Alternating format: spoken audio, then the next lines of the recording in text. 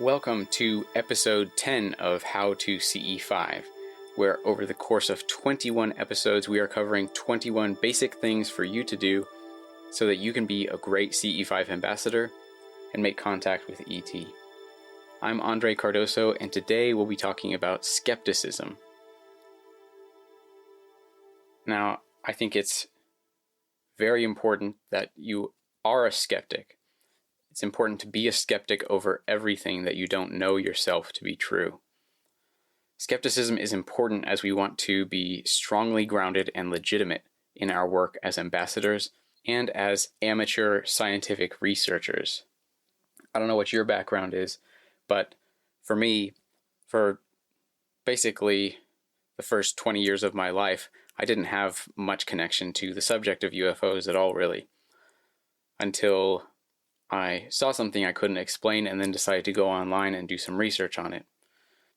I discovered the Disclosure Project and everything that I've put out there so far on this podcast and everything is a result of all that research that I went into after that and in my involvement in the CE5 initiative.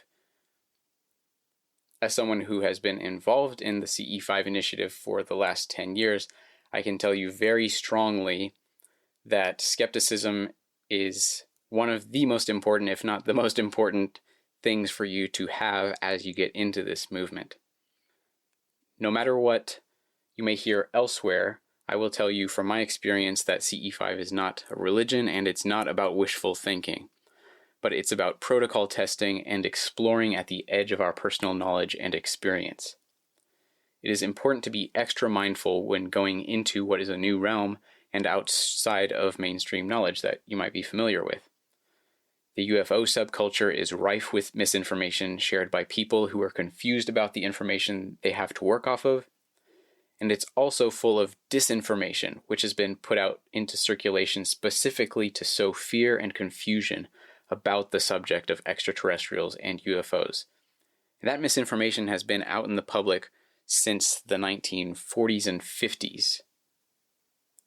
From news stories to TV documentaries to Hollywood blockbusters, the subject of extraterrestrials and UFOs has so much around it as a topic of the mass media that is attached to it that there's a lot that we have to kind of draw back from in order to look at things from a new perspective and with new eyes. We all have some aspect of false programming that we have been dealt in each of our personal development within the media ecosystem of our time. So be aware of that within yourself and in others who you may come into contact with and learn from. Do not take everything at face value that you hear from other members in your CE5 circle or that you hear from people talking about ET contact or CE5 on the internet, including this podcast that you're listening to right now. Allow your doubts to exist while you continue to establish yourself as a seeker of more confirmation and contact. When in doubt, let it be and move on to what you can work with that is verifiable for yourself. We don't have the resources to personally test every claim that we may hear on the internet or even in the circle at a CE5 event.